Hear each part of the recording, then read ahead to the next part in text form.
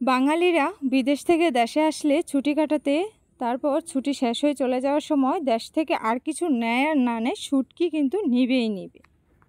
আমি এখানে ফেওয়া শুটকি নিয়ে নিয়েছি কতগুলো, আর পুঁটি মাছের চাপা শুটকিও নিয়ে নিয়েছি অনেকগুলো, প্রায় যে হাফ কেজির মতো পুঁটি মাছের চাপা শুটকি। তারপর এগুলো আমি শুটকির বড়া আর শুটকির বুনা বানিয়ে দিব বিদেশে।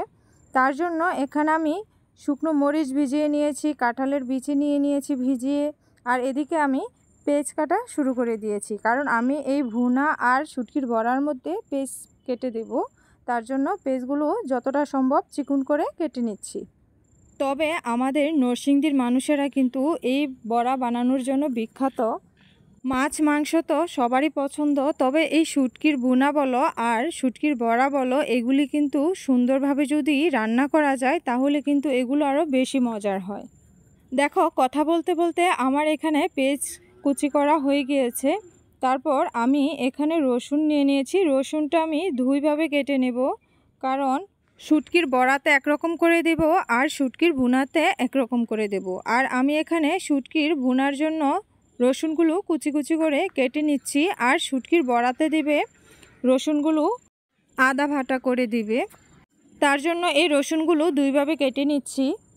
তবে অনেকেই কিন্তু এগুলো ব্লেন্ডার দিয়েও করে নিতে পারবা, কিন্তু আমার কাছে শুটকির বুনা বা শুটকির বড়া বলো দুটোটাই শিলনোড়ায় বেটে করলে বেশি ভালো লাগে।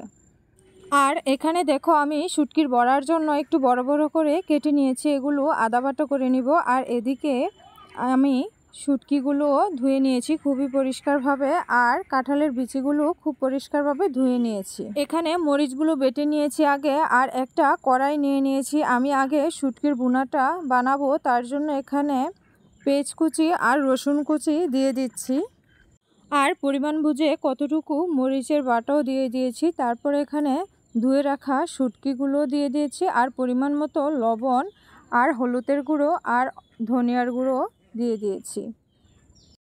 তারপর এতে তেলটাও পরিমাণ মতো আমি দিয়ে দিয়েছি, কারণ এখানে আমি সব কিছু একেবারে দিয়ে তারপর চুলায় বসিয়ে দিয়েছি। এবার এটাকে নেড়ে চেড়ে ভুনা বানানোর পালা।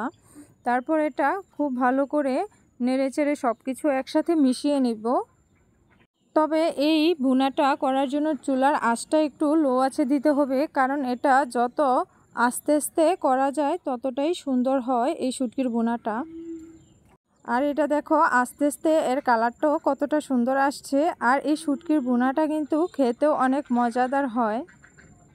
দেখো, এই পর্যায়ে আমার শুটকির ভুনাটা হয়ে গিয়েছে, তাই এটা আমি নামিয়ে নিয়েছি চুলা থেকে।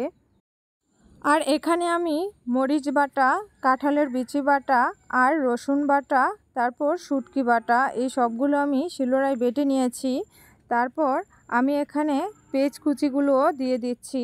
শুটকির বড়াটা অনেকে অনেকভাবে বানায়, তবে আমার কাছে এইভাবেই বেস্ট লাগে।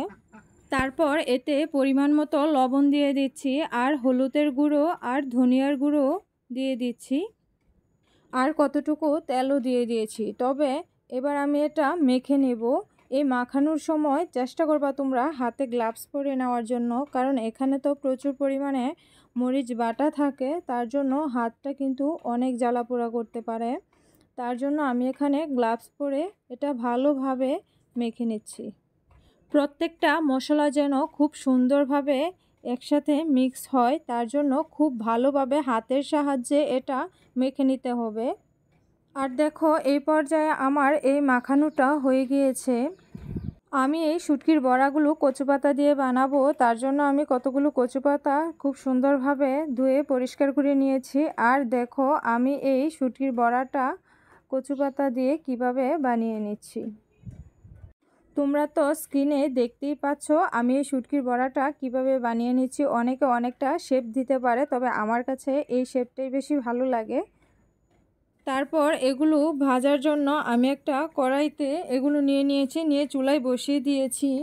আর আমি এখানে প্রথমেই তেলটা ইউজ করব না, কারণ এই পাতাগুলো একটু একটু যখন ভাজা ভাজা হয়ে যাবে তখন আমি তেলটা ইউজ করব। আমি এখানে দুটা কড়াই বসিয়ে দিয়েছি যেন তাড়াতাড়ি হয়। আর দেখো, আমি এগুলো এভাবে ভেজে নিয়েছি। এখানে প্রায় 50-60টার মতো বড়া বানিয়েছি। মাশাআল্লাহ, বড়াগুলো খুব সুন্দরভাবে হয়েছে।